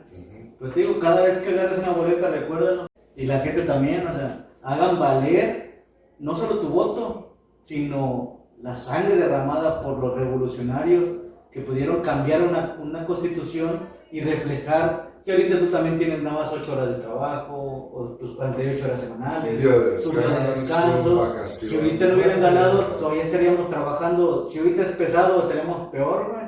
Que los campesinos puedan tener uso de sus tierras, ejidales, y seguir expropiando otras para seguir haciendo crecer el ejido y trabajándolo, se tiene que agradecer que todo lo que esté en el subsuelo mexicano es esa pelea que hicieron y que duró 10 años, 14 contando hasta que ya Plutarco Elías Calles estableció ya el orden, lo que en su momento Porfirio Díaz lo hizo con la independencia, los 50 años, él acá, pues a los 14 años de guerra, estabilizar el país. Todo eso es lo que tenemos que ver. Claro. Y algo de lo que más me quedaba yo sorprendido, y te digo, antes de que tomáramos ese tema, ya que si vamos a hablar de la revolución, es que la revolución es pura historia, sí, pero es historia que no conocemos, es historia que hay que conocer, es historia que hay que exaltar. Sí, por eso quería hablar un poquito de la revolución. Y una de las cosas que yo me llamaría más la atención es decir, ¿y las mujeres? Sí. O sea, la participación de las mujeres que fue muy importante, y me quedo corto con decir muy importante, Sí. pero fue invisibilizada.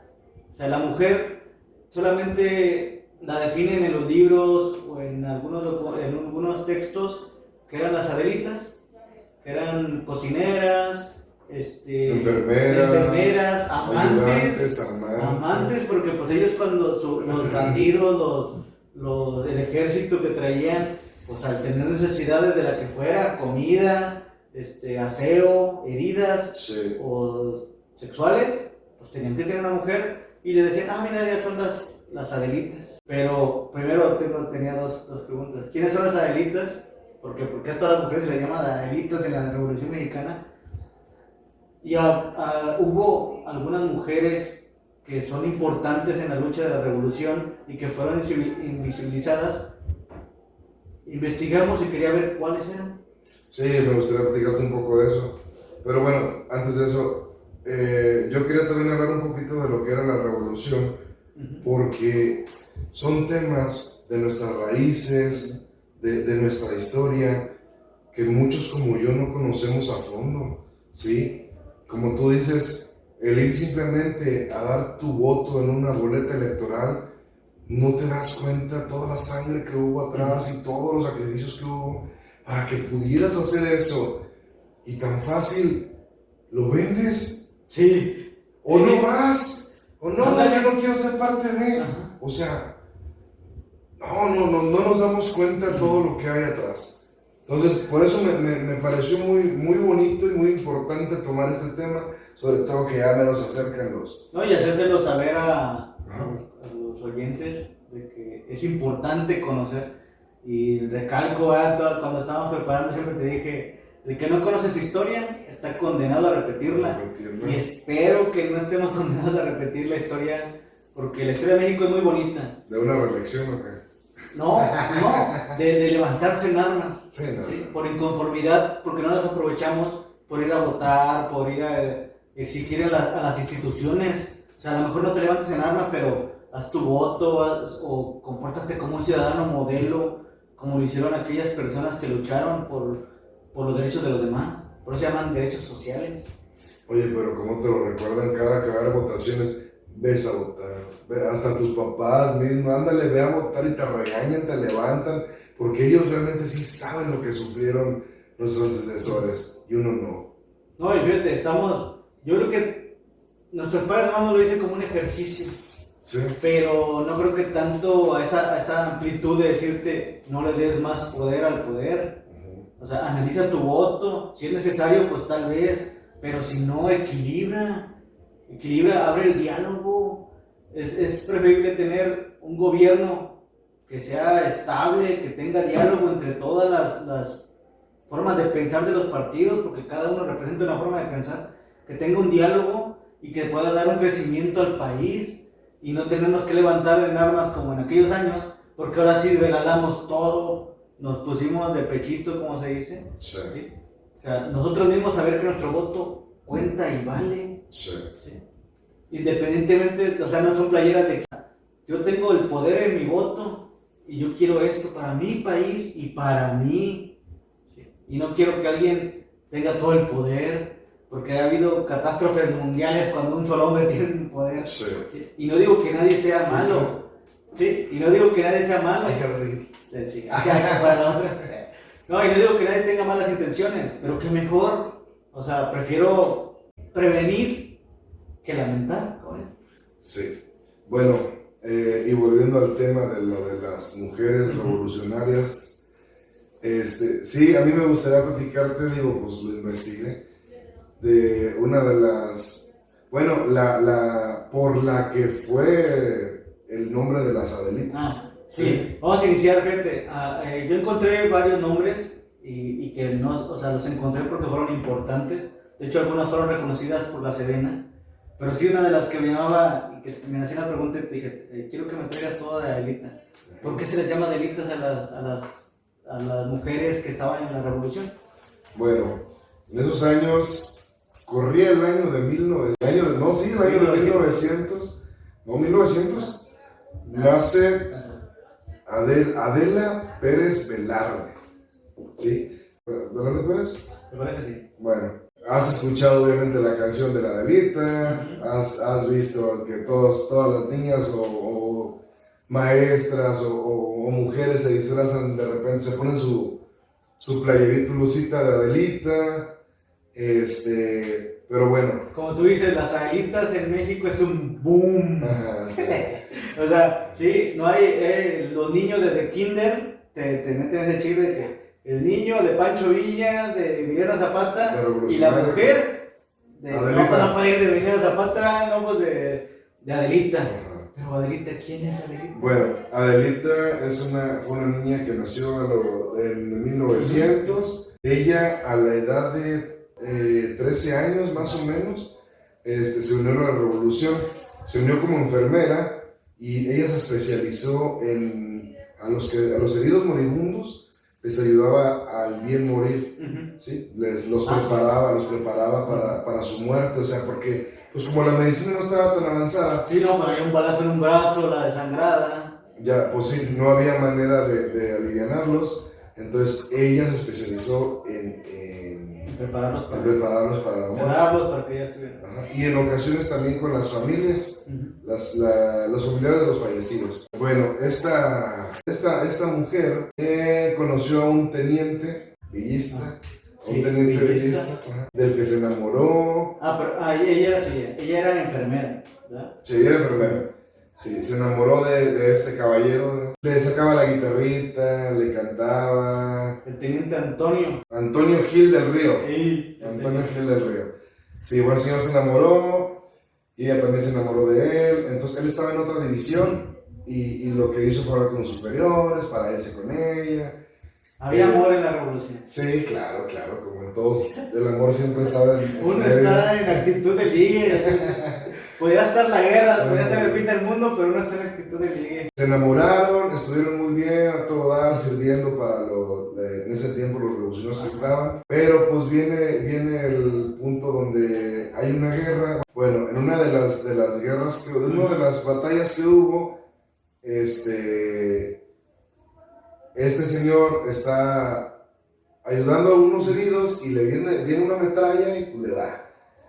Entonces, pues cae al suelo, ¿verdad? Corre Adelita, va corriendo con él, lo pone entre sus piernas y se dice también, no sé si ella lo había dicho, que en sus últimas palabras él le relata unas palabras de lo que fue la canción. Ah. Sí, del corrido, bueno, una cancioncita que le había hecho de amor. Y que es famosísima. Claro, a nivel nacional, sí.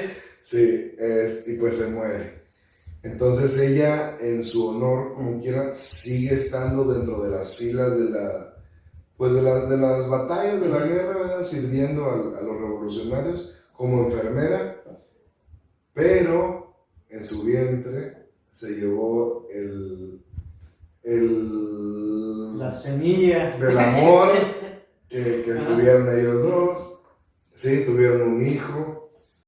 Bueno, luego Pancho Villa, como era de sus filas donde ella servía, pues se menciona que era una mujer, bueno, una de las muy bonita y que nunca pudo domar. No como de parte de él, que tuviera algo que ver con él, sino le parecía muy como que de cariño. Ajá. Le decía, tú eres mi Adelita. Ah, sí. Y ahí ya fue como que muchas, todas son las Adelitas. Ajá, lo que pasa es que... O a lo mejor tiene que ver con todo que era mujeriego, todas eran Adelitas. A lo mejor, pero como ella fue amante, fue esposa, fue enfermera, entonces, debido a ella y por el realce que le dan de que fue una mujer, pues no se dejaba. Y bien entrona y todo lo que quieras, debido a ella, a todo el mundo se les empezó a llamar Adelitas, ¿sí? Bueno, Adelita contó entre sus conocidos el general Pablo González, Venustiano Carranza y Francisco Villa. Cuando acabó la revolución fue homenajeada por sus servicios prestados en batalla, viajó a México y consiguió empleo como mecanógrafa, ¿sí? Como mecanógrafa en la dirección de correos, vivió sin ayuda del gobierno. Luego, ya grande, su hijo pues ya estaba grande también, porque desde que tuvo un hijo, también quería ser militar, se enlistó en las filas como su papá, como todo, sí.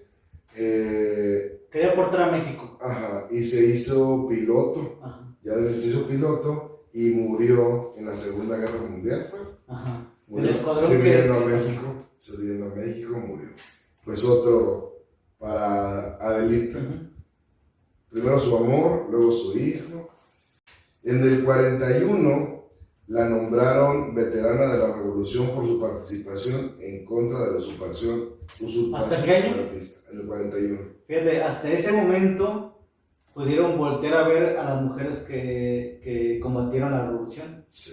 Porque antes yo creo que no, sí existía el mote de Adelitas a todas las mujeres que eran enfermeras o que apoyaban en la causa revolucionaria, pero no sabían quién, o sea, no se les daba el reconocimiento directo, individual, como lo conocemos con los hombres. Sí. Hasta 1941 se le llamó veterana de la revolución. En el 62, ella ya recibió por fin una pensión, después de haber sido, ya considerada como veterana de guerra, ¿no? Porque anduve, una pensión de 750 pesos, con la condición de que permaneciera con su estado civil de soltera. Al momento de casarse, la perdía. Entonces, también se dice que ella no se volvió a casar por el amor y el respeto que le tuvo a Antonio.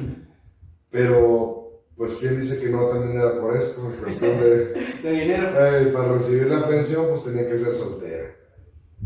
Total, en honor a ella, pues todas se disfrazan las niñas ahorita de Adelitas y todo. En el 65 se reencuentra con el coronel Villegas, que era jefe de ellos dos en la... Sí, que yo también había leído que se había terminado con un revolucionario, que con él sí se había casado. Bueno, con él sí se casó. Bueno, el vato le declaró su amor y yo siempre estuve... Pero yo no sabía que tanto tiempo, sí. Yo pensé que fue muy rápido que se había casado con él. No, ya tenía ella 65 años, entonces le declara su amor y cuando estaba en ese tiempo que era jefe de los dos, pues él jamás le quiso intervenir, él siempre respetó la memoria de su amado y todo, pero pues hasta estas fechas pues ya se casaron. Total, al final, el señor se murió también, se quedó con ella. Al final de sus días, murió de cáncer, olvidada y en la pobreza, al lado de su esposo, el 4 de septiembre del 71, en un hospital de San Antonio, Texas. Ella demostró a la sociedad de su tiempo que la mujer puede ser y estar en cualquier lugar: enfermeras, cocineras, esposas, madres, consejeras, soldados, estrategas militares, ayudantes o incluso rivales y que la belleza de una dama no está jamás peleada con la valentía. Porque pues sí, se dice que era muy bonita. Eso es lo que sé de la... Toda esa historia que no conocemos, que decíamos, es que la delita se fuera con otro. Ándale. La seguiría por tierra y por mar. Ajá. Si por mar en un buque de guerra, Ajá. y por tierra en un tren militar. De esa manera. Ya sabemos su historia, era una enfermera, patriota, se enamoró de otro patriota, falleció, tuvieron un hijo, ella siguió como quiera tratando de colaborar con México. Su hijo también fue un patriota, murió en la Segunda Guerra Mundial, y al final termina con otro compañero que había conocido. ¿Su jefe? Su jefe. Bueno, fíjate, esa era de las preguntas que yo tenía. Las mujeres en la revolución. Yo busqué, te voy a enumerar varias, y luego te voy a decir otras de las historias que tengo y que también yo sé que tú me entiendes, para que se visualice, para que sepamos. Lo voy a leer por allá porque pues, mejor no lo retenemos tanto, pero te voy a decir. Y que te digo, esta es la lista de la Sedena, que las reconoce como tal. María de la Luz Espinosa Barrera. Ella tenía el grado de teniente coronel y era aceptada por el general Emiliano Zapata. Demostró valentía, coraje y habilidad como jinete. Carmen Vélez, conocida como la Generala, comandó cerca de 300 hombres que lucharon en los estados de Hidalgo y Tlaxcala. Clara de la Rocha, en 1911, durante la toma de Culiacán, donde decía que las batallas eran más al norte, fungió como comandante de una guerrilla. María Quinteras de Meras participó en 10 enfrentamientos y por sus méritos alcanzó el grado de coronel en el ejército villista. Ángela Jiménez, experta en el manejo de explosivos, o sea, no cualquier cosa, obtuvo el grado de teniente en el ejército villista. Doña Encarnación Mares, alias Chonita, nació en 1890 y formó parte del 10º Regimiento de Caballería al lado del hermano de Venustiano Carranza. Y aquí parte una de las historias que es más triste, por decirlo, o injustas, porque ella para entrar a ese ejército tuvo que adaptar la apariencia y la voz de un hombre, pero cuando fue descubierta le fueron retirados sus grados. ¿Ella quién es? Ella es... ¿Quién era, perdón? Doña Encarnación Mares Chonita, y que participó en el ejército de Venustiano Carranza. No, es que hubo muchas que se ponían de hombres y se iban a, a los chingazos. Muchas partes del norte, y lo que yo veía, decía, está Carmen Parra, la llamada la Coronel Alanís, era una luchadora del movimiento feminista obrero. A los 25 años se unió a la lucha armada del movimiento revolucionario como mensajero de Madero y posteriormente con Villa. Fue arrestada en Veracruz por transportar documentación de Emiliano Zapata, pero fue liberada en pocos días. Y también es ella de las que dicen. En 1942 también recibió el título honorífico de veterana de la Revolución, Carmen Parra. Rosa Bobadilla, la coronela, que ella estuvo peleando junto con su esposo, pero cuando su esposo murió, ellos peleaban junto con Zapata. Cuando su esposo muere, Zapata le dice, usted ahora es la coronel. Entonces era otra mujer de las que traían personas luchando, ellas su liderazgo lo traían con ese ejército. Está Margarita Neri, que ella peleó en Quintana Roo, ella fue de origen indígena maya, asesinó a su esposo y se unió a las filas de Emiliano Zapata. Y ella sí era cruel, ella sí era como lo que decimos, que arrasaba un pueblo, ella también era así de arrasadora, y te dejaba para el final Petra Herrera. Petra Herrera era conocida en su tiempo como Pedro Herrera.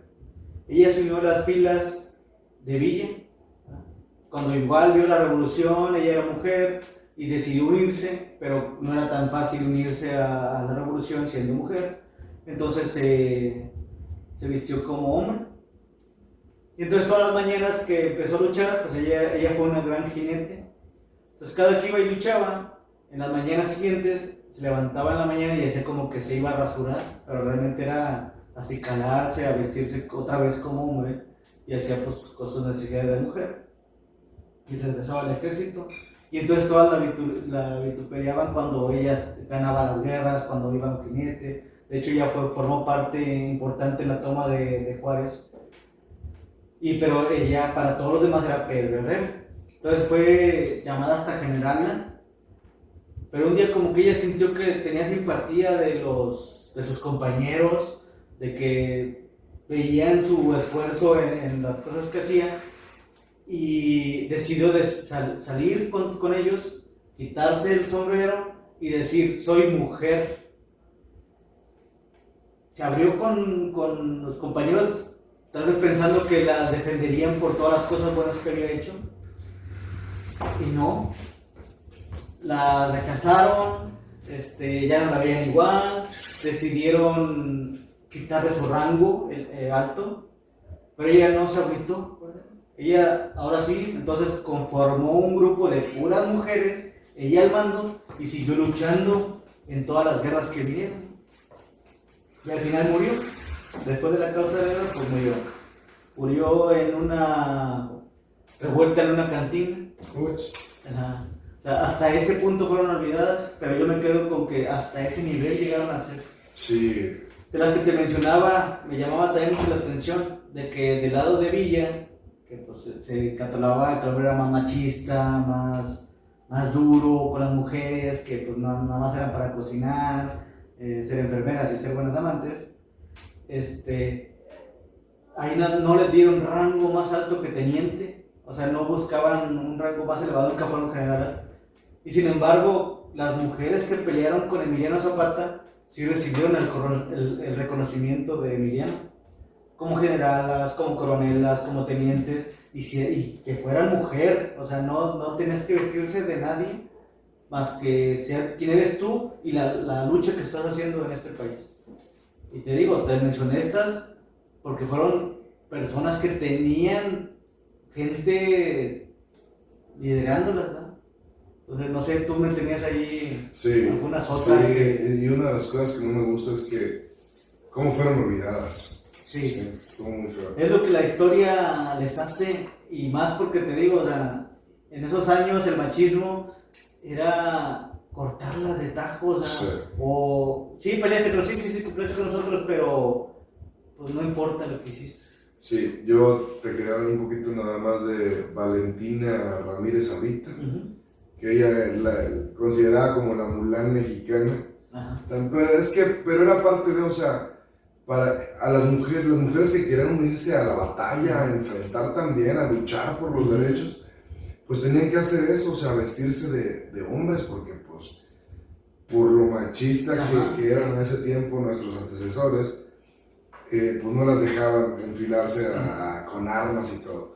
Sí, o sea, las querían seguir teniendo que, pero no para que cocinaran o para otras cosas. Ella también, como las demás, bueno, esta lo que me gustó su historia, porque ella se enfila, se pone la ropa de su hermano, se sube al caballo que era de su hermano el más grande y se va con los revolucionarios cuando pasaron por su pueblo.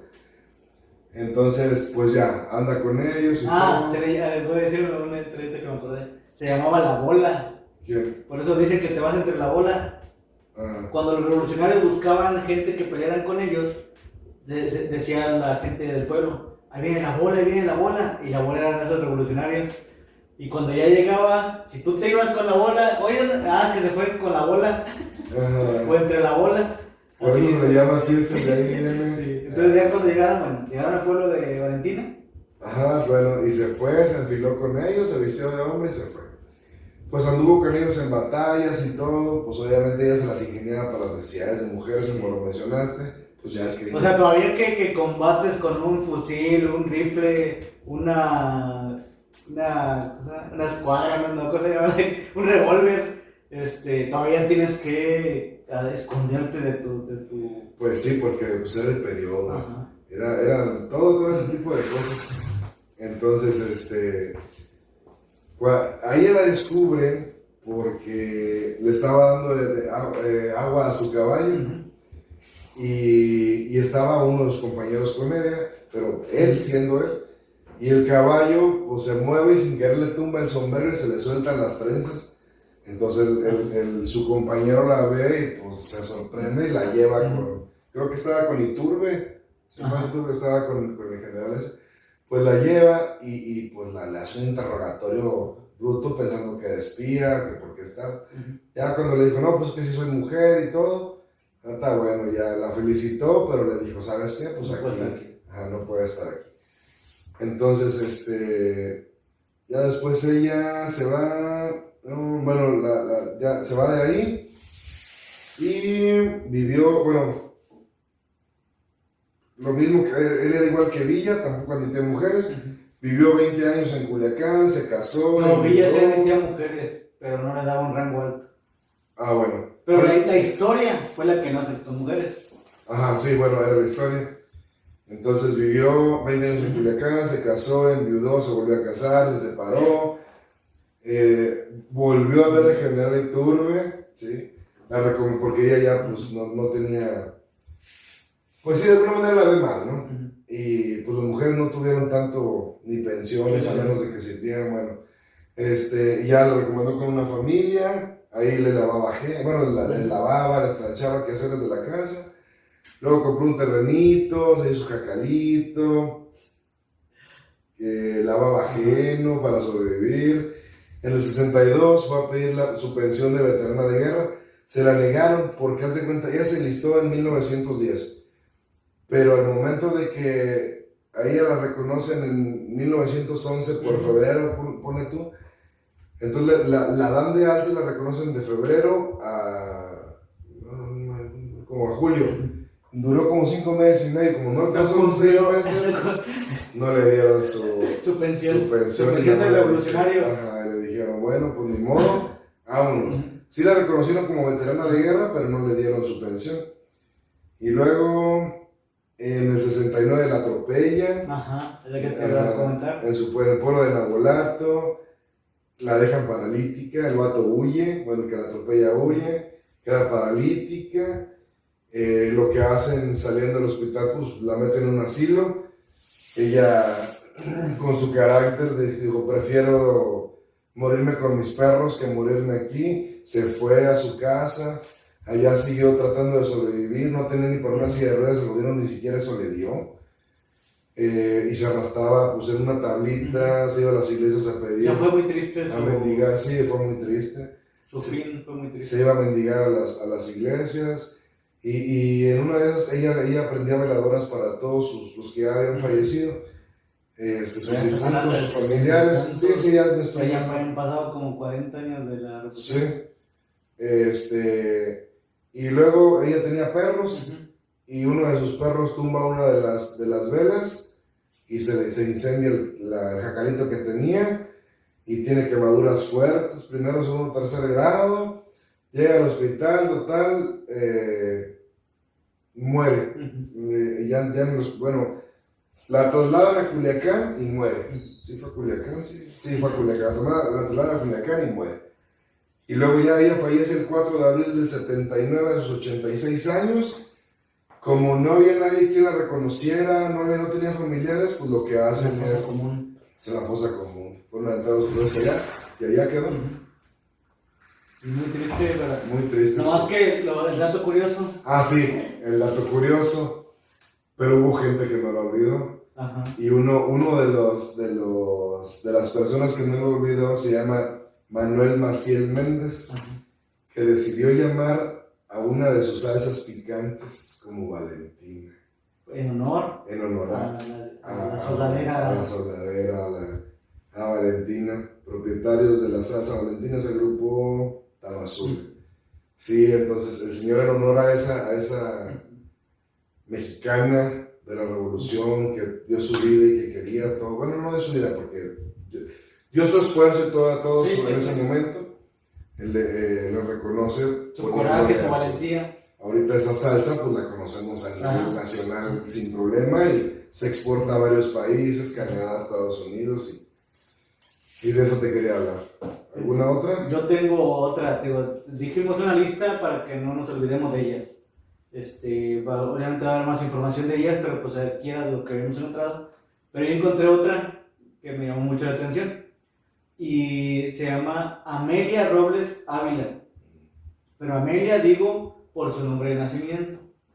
Y con respeto porque fue una soldado mujer que combatió al lado del general Zapata, pero que desde niña ella era una muy buena jinete. Entonces vio la revolución como una excusa para levantarse en armas, para vestirse de hombre. ¿Sí? Ella sí lo vio como una excusa, por así decirlo. Sí. Y se vestía como hombre y salía, y como era una de las mejores jinetes, era buena de explosivos, empezó a crecer en el ejército de Zapata. Se dieron cuenta que era mujer, pero lo que te comentaba ahorita, Zapata pues sí apoyaba que la mujer fuera, pero no, ella prefería que se le llamara Amelio. Entonces, en todas las batallas que ella estuvo luchando, era conocida como Amelio Robles. O sea, Amelia de nacimiento, Amelio ya de guerrero, de caudillo. Y así se lo fijó. Y aquí lo que me llamó la atención era que fuera la primera vez que se reconocía políticamente y administrativamente, digámoslo, de que ella era Amelio. Y en todas las condecoraciones que se le dieron y todo lo que ella luchaba o quedaba inscritas sus hazañas, se fuera llamada como Amelio Robles. Y da a entender que fue la primera mujer transgénero en México desde 1910. Fue de las otras que me llamó mucho la atención, y que lo comentaba de que la revolución también dio oportunidad de eso. Ya por último, yo te quiero comentar. Yo también tengo de esa última. Ajá. También. Sí, te quiero comentar de esta ya por último, ya para cerrar. Hermilia Galindo. Galindo. ¿Sí es cómo es? Hermila Galindo. No quiero regarla, quiero decirlo bien porque, digo, hay que reconocer todo lo que hicieron. Hermila Galindo. ¿Quién fue esta mujer? Bueno, pues gracias a su participación en la política fue una de las pioneras en la lucha por el voto femenino en nuestro país. Nació el 29 de mayo de 1885 en Ciudad Lerdo, Durango. Estudió taquigrafía y fue lo que le abrió las puertas para inmiscuirse en la política. Ajá. Que fue que tú me comentabas con el que trabajó. Sí, de hecho antes ella como que en un foro me fueron a hablar en contra de Porfirio Díaz cuando ella estaba en Durango, le llamó mucho la atención. Entonces todo lo que estuvieron diciendo ahí contra Porfirio Díaz, ella lo apuntó con esa de taquigrafía y lo dejó plasmado en su escritura de todo lo que se decía antes de que iniciara la revolución. O sea, ella empezó a tener esos detalles de documentar lo que se decía, las cosas en contra de quienes estaban y de publicarlo, de que vean cómo está la situación aquí, porque una de las cosas cuando hay una represión, no publicas cualquier cosa. Sí, no. Te censuras tú mismo porque sabes que te van a buscar después por lo que digas. Uh-huh. Entonces ella ahí empezó a destacar. Después... Y Venustiano Carranza la agarró como secretaria particular. Por esa habilidad, y como Venustiano Carranza también era de esas mismas zonas, uh-huh, pues la agarra como secretaria particular y se la lleva a México. Pero de sus aportes era la publicación de las cosas, hacer notar que la situación no estaba tan sencilla como aparentaba. Fue propagandista y activista femenina desde diferentes plataformas. En 1915 fundó el semanario La Mujer Moderna, que tenía como propósito analizar la vida de las mujeres de los distintos medios sociales. Uh-huh.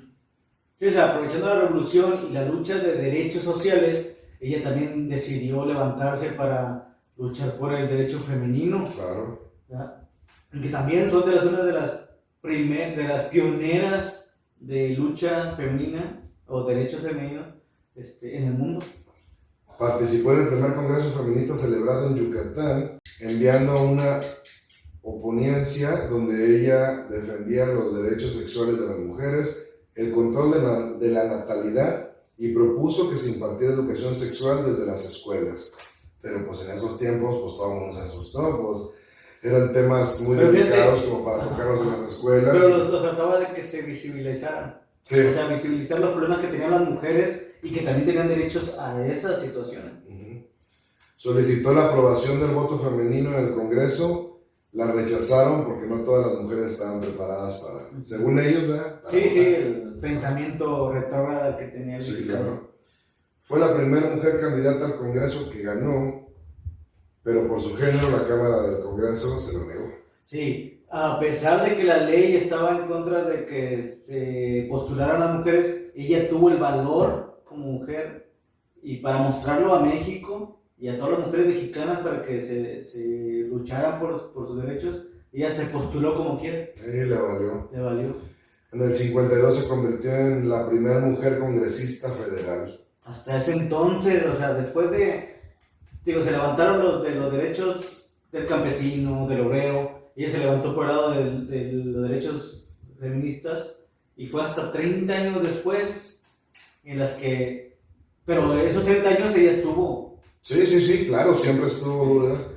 Luego ya en el 53 fue aprobado el voto para la mujer, iniciativa política por un grupo de activistas políticas, pero obviamente basándose en todo lo que ella traía. Sí. Todo su trabajo de propagación, de reunir a las mujeres para conseguir el voto femenino. Claro. Entonces, Hermila Galindo, por quien no, si no la conocen, la pueden ver en el billete de 1000. Cuando consigue el billete de 1000. No traemos uno, pero. No, sí.